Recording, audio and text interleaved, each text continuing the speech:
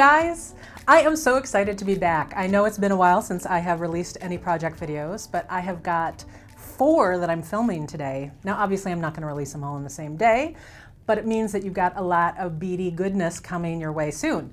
Today, the one that we're going to work on right now is the Flat Festival of Lights bracelet. Now, Festival of Lights bracelet, you guys know this one, right? Here's the original samples. I'll show you a close-up here in a second. This has been one of my most viral projects. I cannot even tell you how many thousands and thousands of those bracelets have been made. It was actually a bracelet that I did on one of my very first video shoots, a project that I did. And so it's been around for a lot of years. And a lot of people have commented as they're making it how pretty it is just before it's even finished. And so we decided, well, actually I take it back. Some of the ladies in my group on Facebook, Jill Wiseman Designs Beaders is the group that I have on Facebook, and they started showing where they made a flat version of Festival of Lights. And there were so many people who loved it, including myself, that I decided to do a video for that version. So it's a lot of the same steps, but it just gives you a flat bracelet that you'll attach a clasp to instead of the bangle version of the Festival of Lights bracelet. So let me bring you on in closer and I will show you what I'm talking about. So this is what the Festival of Lights bracelet looks like if you flatten it out. Now here is, let me grab one of these. Here's the original Festival of Lights. So it's a bangle, and it looks fabulous when you put multiples on. So you can use, this one's a little too small for me. Let me put this one on. I love the silver one because it looks like fine jewelry. So it looks fabulous when you stack them. It's a little bit persnickety, I'm not gonna lie. If you've made it, you know that the size of the SuperDuo that you pick can vary. SuperDuos, the base beads here, they both vary because of the way that they're made in the Czech Republic, but also by virtue of the coating that's on them. So some of them have no coating at all, some of them have a very thick coating, and that coating can make a difference in the size. It's not a huge difference in size, but when you're talking about this many of them, that little tiny difference times this many beads can really make a difference in this outside diameter. So that means that sometimes this on putting the crystals in will make your bracelet wavy because there's not enough room.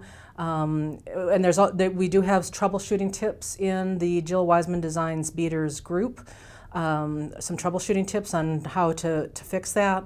Some of the answers are changing what kind of seed bead you are using, or like the Tohos are thicker than the Miyukis, or maybe not putting the 15s in when you're putting the crystal in, that kind of thing. I was hoping with the Flat Festival of Lights that we would get away from that persnickety-ness. Sadly, we do not, but it's much easier to troubleshoot in a flat bracelet than it is in the rounded bracelet. So I want to show you this. This is the other version that I made that I'm wearing today, and it's just so gorgeous. And then I used a very simple clasp. Let me move this clasp to the top so you can see better. I used this ball and socket clasp because I wanted something small scale for this bracelet, and one of the nice things about this bracelet is you can attach the clasp as you go, so you know exactly how many of these SuperDuos to do, and I'll talk about that as we get going here. So let's go ahead and get started. What you're going to need for this bracelet are SuperDuos, size 11 seed beads. You'll need some size 15 seed beads. Those are going on either side of the crystal, and 4mm bicones. 4mm rounds will work, so Swarovski pearls or Czech pearls will work also. I've seen some people use Czech rondelles also. It can work in the crystal position. And then some kind of clasp. And I'll talk about your clasp options towards the end. So let's get going. I have cut myself a length of Fireline here. I do not particularly love putting attaching new thread on this bracelet. So if possible, I like to do it all with one piece of thread. To do that, you're going to need about, I'm going to say 6 feet, maybe more like 7 or 8 if you're a little on the fluffier side, to finish the entire bracelet without having to add thread in the middle. I'm making a Barbie bracelet, so I cut a smaller bit of thread. I'm going to just use any old bead to make a stopper bead to get us started. So I bring that stopper bead down, so I've got about a 6 to 8 inch tail at the bottom to weave in later. Pass through that bead again. The thread is sitting on the outside. That's okay. This is a temporary bead. We're going to take it off later, and so we don't want to weave it into our piece. So the first thing that we're going to do is just alternate picking up SuperDuos, one hole of the SuperDuo, and a seed bead. And you're just going to keep doing that all the way along.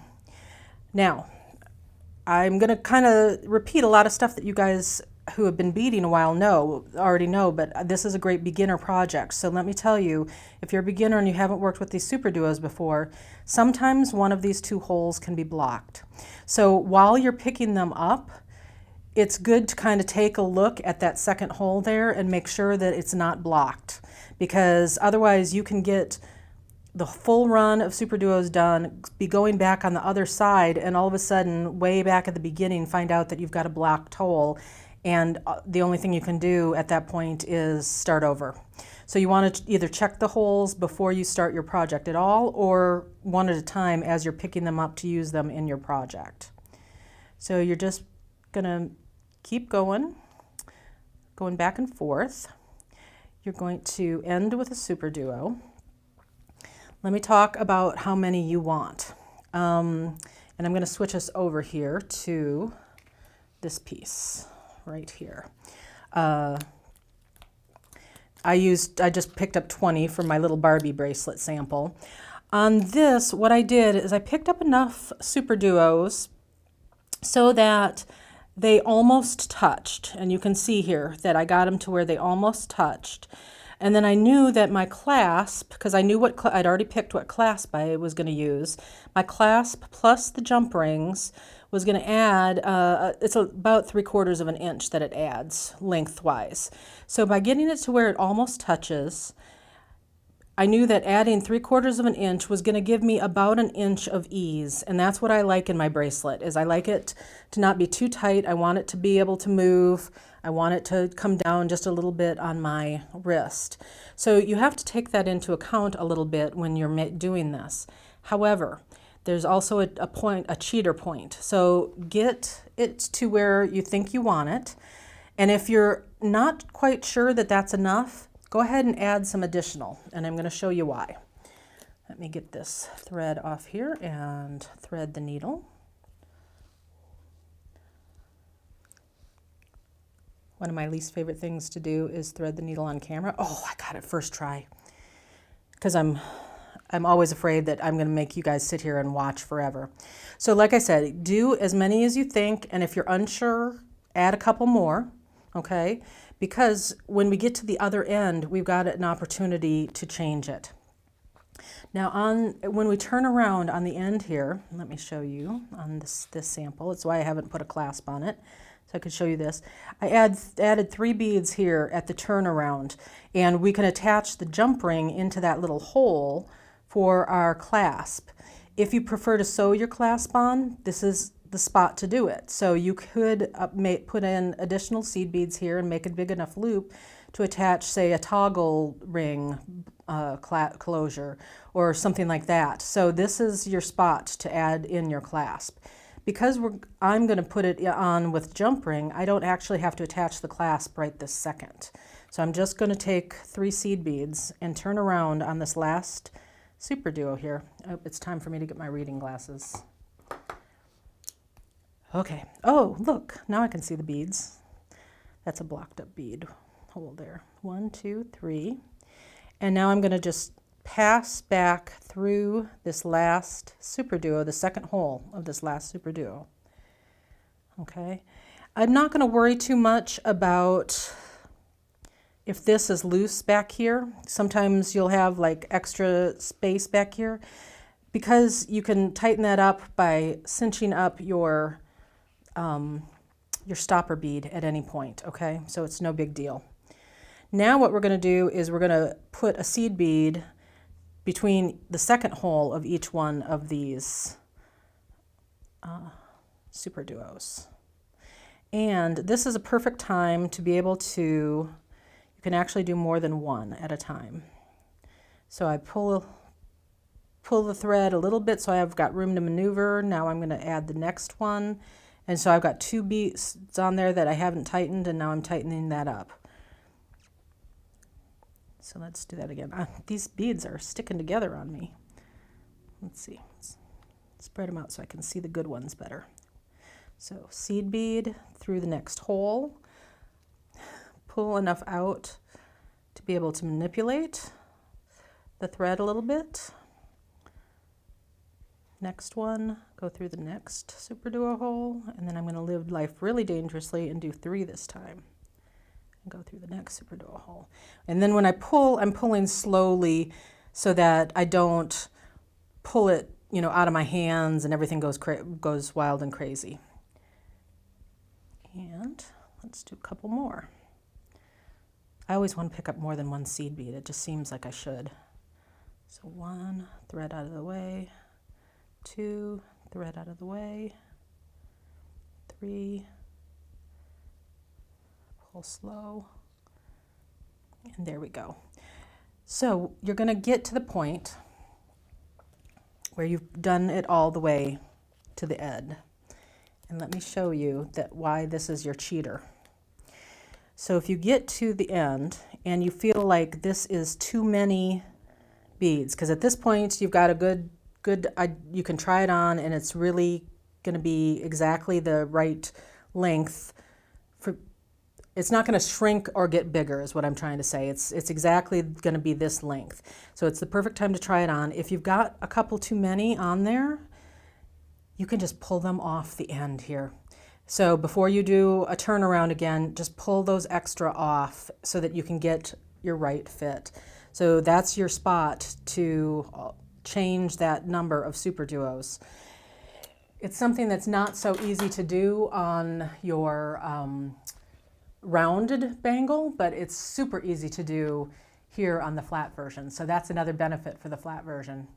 So get your base done, and when we come back, I'm going to show you how you're going to add the seed bead picots on the edges.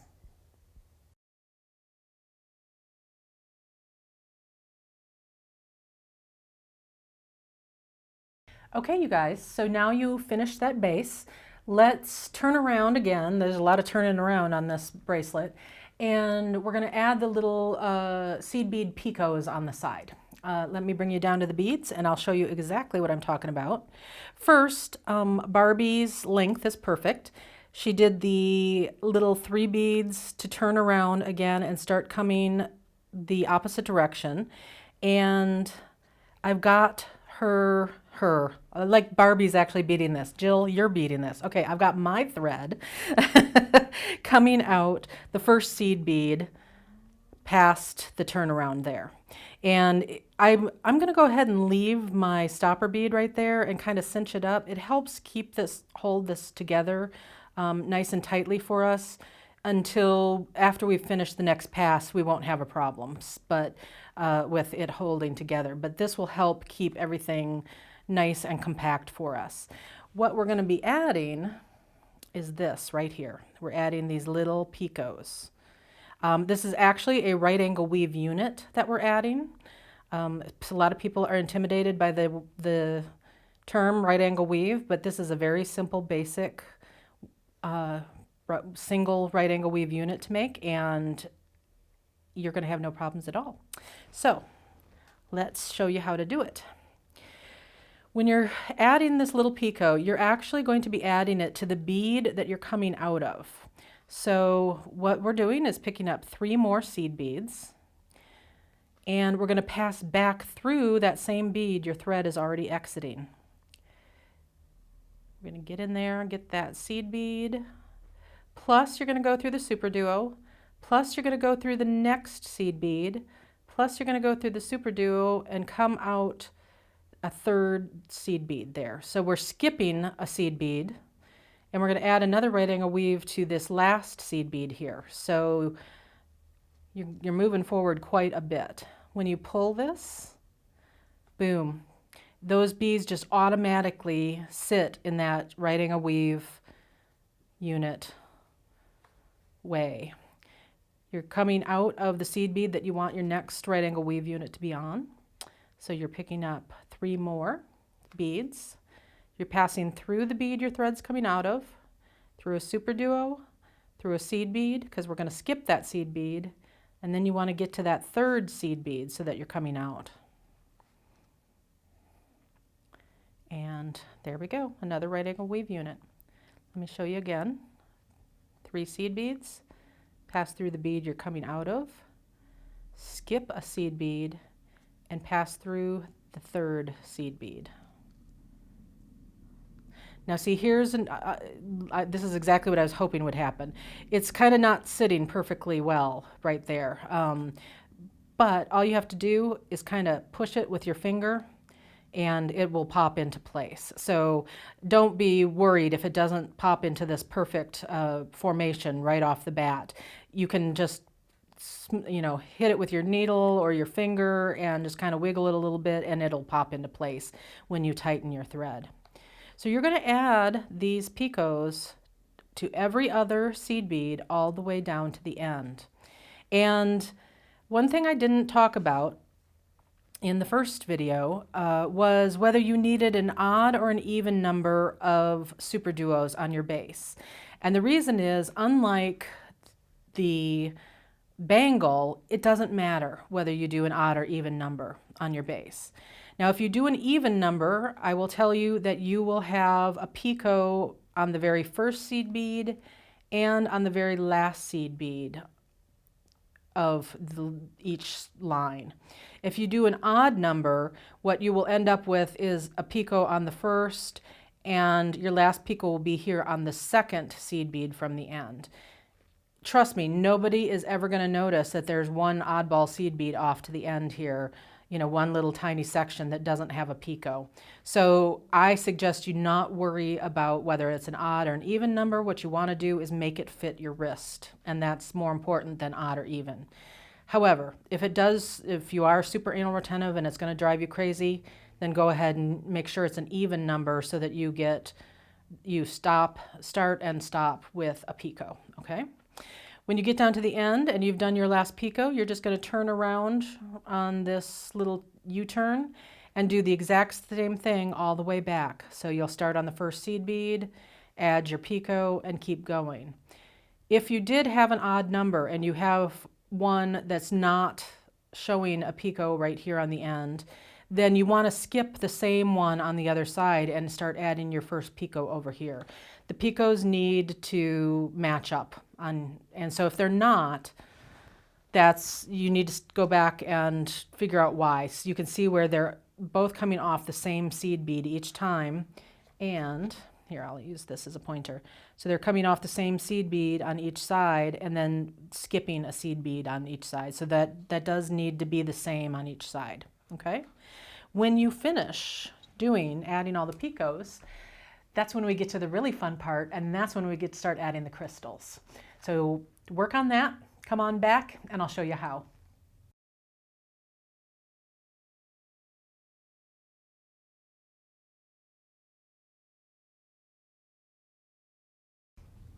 I don't know why, but for some reason adding those picots is like my favorite part of this whole bracelet. You'd think it would be the crystals, right? But the reason it's not the crystals is because we really have to pay attention to not making the bracelet wavy when we're adding the crystals. So there's a little more thought process in it. And if my brain's involved, then it's maybe not quite as fun. But it's not a big deal either.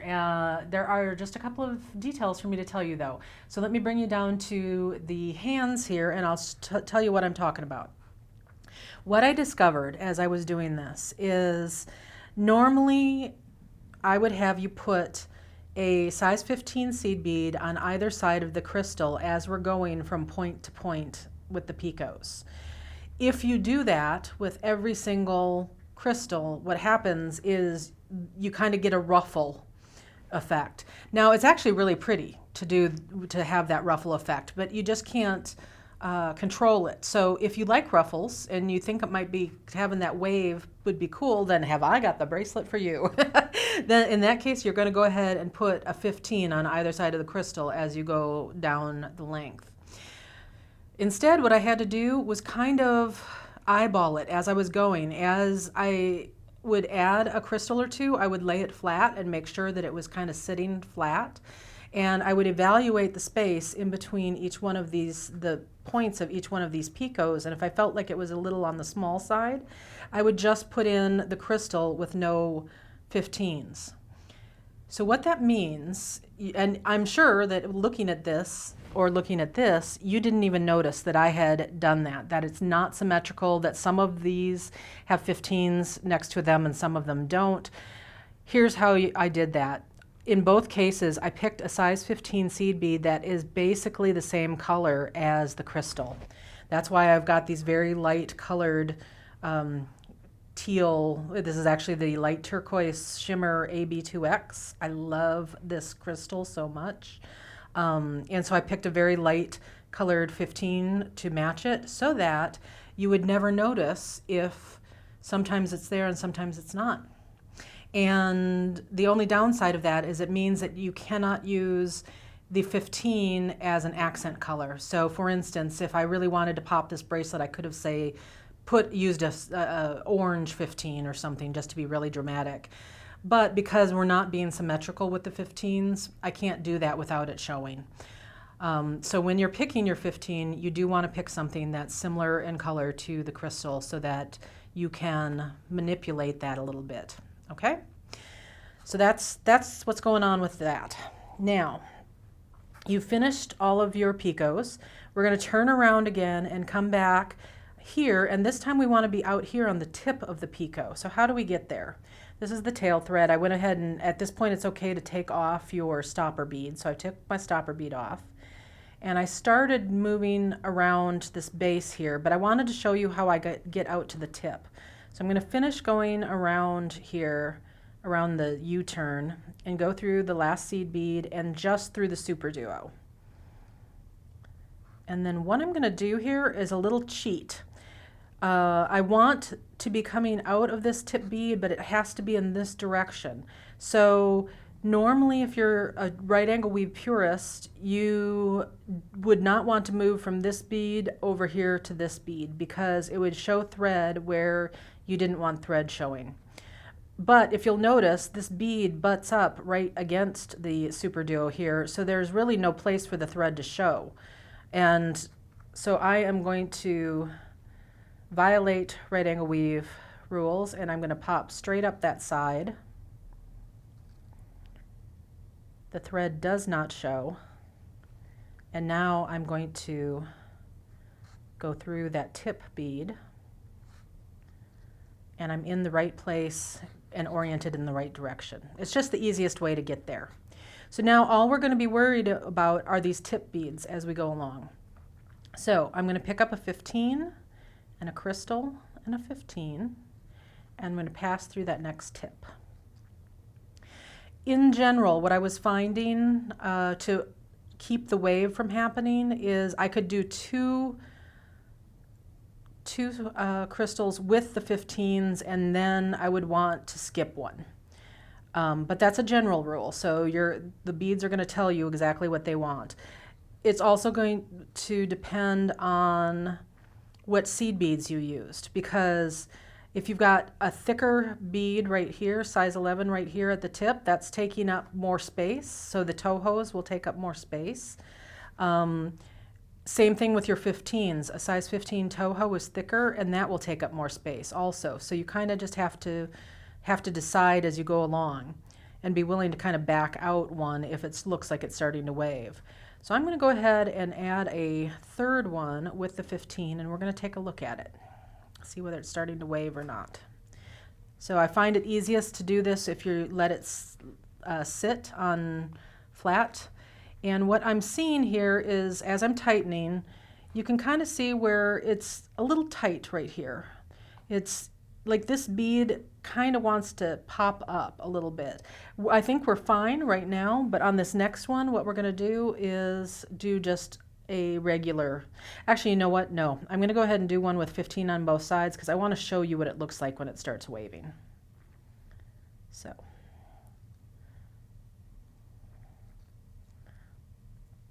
Okay. So this is probably going to be really hard to see because you don't have the 3 dimensions the way I do. Okay, here you go. That's perfect. You can see where this is coming down now. It's a wave starting. So I'm going to actually back this one out, and we're going to put a crystal in there with no 15s, and then I'll show you the difference.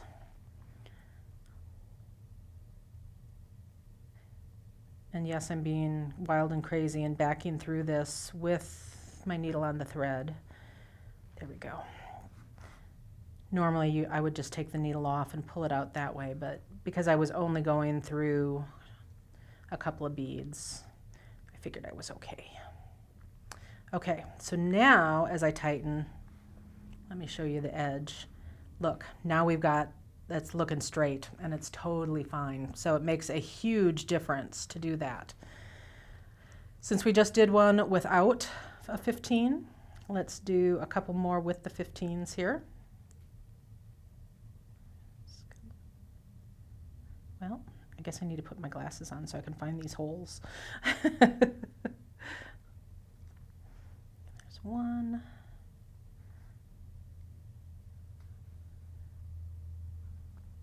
And there's 2. Okay, and we're going to stop and take a look. Okay, and so as I straighten this, again, we're getting just a little bit of a wave going on. Just a little bit, not much.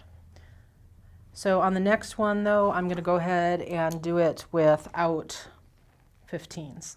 So this is the, like I said, this is the only persnickety part. You just have to, it's a judgment call, and you just have to be willing to, you know, take them out if all of a sudden it starts being a problem.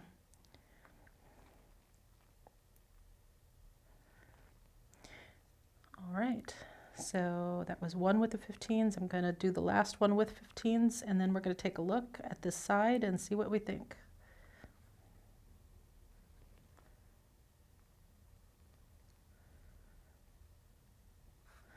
I think that looks perfect. Looks nice and straight. I'm not seeing any wave to it, and that's exactly what you have to do. So it's not super difficult. It's just a little difficult. You just have to pay attention, I guess, is the only thing. Then let me show you how you're going to turn around when you do this U-turn again. We're going to do the same thing we did before. We're going to go down the side of this right angle weave unit, like so. And then you're going to pop through the SuperDuos and then go through these 3 seed beads on the outside edge. You do want to pay a little attention to your tension as you do this, because you don't want to tighten this up too much if you've got too much space in there where it can start kind of, it'll start kind of curving if you tighten it too much. So I want it to be nice and flat. So I just tighten it to where it's nice and flat, and then continue to go around these 3 on the edge. Through that SuperDuos hole. Then we're going to pop up the side of that picot, and then across the top. All right, and then you're ready to add crystals along this side also. So Barbie's bracelet is almost complete. So go ahead and work on your crystals. Just have a little patience and, you know, work it out so it's nice and flat. When you come back, I'm going to show you how to end off the thread and how to add your clasp.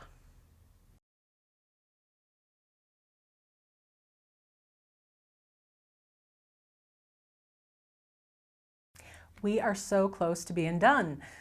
Now we've got those stupid threads that we have to end off. I know, it's nobody's favorite job, but it's pretty easy on this bracelet, so I don't like to do it midway because I do want to tie knots on this. And I don't like to tie knots where I might have to go through the hole again later, because sometimes you can accidentally block up a hole with the knot. So that's why I prefer to do this bracelet with one length of thread. Having said that though, it's not a huge deal if you have to add thread, okay? So I don't want to scare you if you end up, you know, partway through the bracelet and you have to add thread and you're like, oh my God, Jill said not to do that. Don't pay attention to Jill. You know, there's the perfect case scenario and then there's reality. So you can totally add thread here, okay? Let me show you how you're going to do it. I'm going to get my glasses ready this time. All right, so I've got 2 threads left here. The way that I end off the thread would be the exact same way that I would add new thread, okay? One of the things that I always try to stress to people is leave your old thread before you add a new thread so you know which bead your new thread should be coming out of. I can't tell you how many times I've seen people say, oh my gosh, I ended off the old thread and now I don't know where to start again. So the easiest way to keep that from happening is to add your new thread first, then go back and end off the old thread. There's no reason that you have to do this part first, okay? But in this case, because I'm at the end of the bracelet, I don't have to add a new thread in, so I'm just going to end it off. And the way I'm going to do that is by tying little half hitch knots. My rule of thumb is that I want to tie 2 to 3 half hitch knots as I move away from, in this case, it really doesn't matter which place you're moving to. You're just moving around in the bracelet. Generally, I try, if I'm ending a thread off, I'm trying to do it away from the end where I am going to attach a clasp, because I want to keep those bead holes free of thread so that I can reinforce the clasp area. But in this case, I'm just using a jump ring to attach the clasp, so it doesn't matter. So right where I'm coming out right here, I'm going to tie my first half hitch knot. There's already a thread between these 2 beads holding it together. So I'm going to take my needle and I'm going to dip underneath that thread. Let me tighten this up a little bit. I'm going to dip under that thread and catch it. And then I'm going to bring this down so that I've got a very small little loop. Let me get my tail thread out of the way here so it's not involved. I want a small loop. If you put your needle through this loop to make the knot, if the loop is really big, it's more likely to accidentally, prematurely knot way out here. And we want that knot to happen right in between those 2 beads. So the best way to do it is make sure that that loop is small. You're going to pass your needle through that loop. Doesn't matter whether it's front to back or back to front. And you're just going to slowly tighten this down. One of the things you're looking for is to make sure that that loop didn't accidentally loop on one of these 2 beads here, because you want the knot to happen in between the beads. And that's why you go slow, is to make sure that you can catch any problems before they happen. So now that I tighten that down, and you can't even see it in between the beads there. So now I'm just going to move through the beads a little bit away from that first knot. I'm going to go back here. What you're trying to do is not create any new thread paths as you do this. You want to make sure that your thread is hidden and that you're not accidentally tightening things up to other things that it was never meant to be tightened to.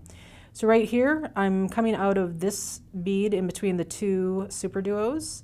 So I'm going to make a knot right between the bead and the SuperDuo. So I'm going to pass through underneath that thread that's already there, holding those together.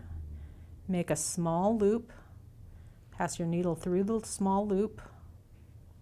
Make sure you're not looping your thread around everything and around. And then I am doing a slow tightening. Now, I'm going to try to hold this so you can see this. When you kind of see this happening, this means that it's trying to prematurely knot on me. That means I need to stop, and I'm going to pull this loop out. I don't think I've ever managed to make it actually do that on camera before. And I'm trying to make sure that it's going to knot right where I want it to. There we go. So just by kind of helping that loop tighten down slowly and making sure that it's going in between the two beads, if I had just pulled it, I would have had a knot, a length of thread here and a knot way out here, and then it would have been a problem. So the rule of the game when you're adding or ending thread is to go slow. So now what I'm going to do is I'm just going to pass through that SuperDuo and a couple more beads. Let's make one more knot because I said 2 to 3. If I have the patience for it, I do 3. If I don't have the patience, then that's when I do 2. If I'm like, I am so ready to be done with this bracelet. Okay, so we're going to do the exact same thing. I'm going to hook under the thread, pulling down so I have a small loop, passing through the loop. And then you notice I actually put down my needle and just kind of worry about the threads here as I'm doing this. And then just tighten, tighten, tighten. And there we go, right down into that space. Then, so that was my third knot. Now I just want to move a couple of beads away from the knot. You never want to cut your thread right at the knot. And now that's finished and ready to cut. You would end off your tail thread here the exact same way, just weaving through beads, making a couple of half-hitch knots as you go. So I'm going to go ahead and use the full-size sample to show you how to attach the clasp, because this one is Jill-sized. It's not Barbie-sized, so I'm going to get to wear it. Very excited about that. I'm going to go ahead and use this 8mm ball, let's see, what do I call it? It's the ball and socket clasp, the 8mm ball and socket clasp. And I just think it's a perfect size, for this. So we're going to use that, and then I've got a couple of jump rings here. And I've got 2 pairs of flat nose pliers to help me with my jump rings. So I'm going to open the jump ring up. As you know, when you open a jump ring, you want to open it so that the 2 sides are sideways. So you've got it like this. You want to open it this way and not this way. Because if you do this, it distorts the circle and it'll never be round again. It's also really creates a problem, a weak spot here at the base where you've opened it up. So instead, you open it sideways. And that's what I did there. So now I'm just going to use this to help hold it. I'm going to loop that into the space in between the seed beads there. Well, this is why I use the pliers, is because it's a little, there we go. It's just easier to get in there with the pliers. And then one side of the clasp. And then you'll use the pliers to get those 2 sides back together again so that they're kissing. Oh, and that did that very nicely. Nice and tight connection there. All right, so there's one side done. So this is a really nice, easy way to add a clasp. The other nice thing about it is that if you decide you don't like this clasp or you want to change the clasp, all you have to do is open the jump ring and make that happen. So I'm going to do the same thing here.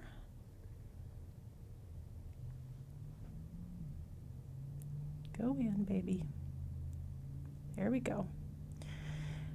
Now on this side of the clasp, I want to make sure that I'm attaching it so that the right side is going to be sitting up. So I do want to kind of take a look at this and go, okay, this on this side, I've got it sitting up. And then over here, I want it to be the front side. And then we'll close this jump ring back up.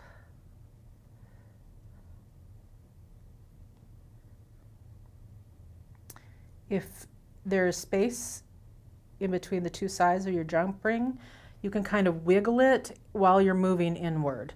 And that will give you a pristine, beautiful attachment there. And now I have a bracelet for both wrists. Like so, like so. Let me pop that on. These ball and socket clasps are usually a little bit stiff the first couple times you use them. But yay, look at me. Now I'm really all decorated up. Love, love, love this pattern. It's really simple to do. It's something that you can do in an evening. It'll take you probably 2 hours after you've made your first one, maybe less than that. You also use fewer beads than you do in the bangle, the Festival Light bangle, because instead of it having to fit around your knuckles, you're only fitting your wrist. So it's a smaller size, you're using fewer. I hope you enjoy this bracelet just as much as you enjoyed the bangle version of Festival of Lights, because I am so looking forward to all of your color combinations. We do have kits for these 2 colorways plus more at jillwisemandesigns.com.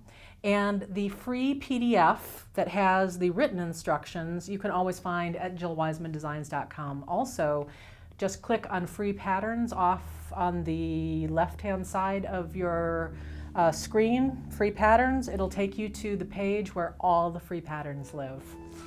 Happy beading!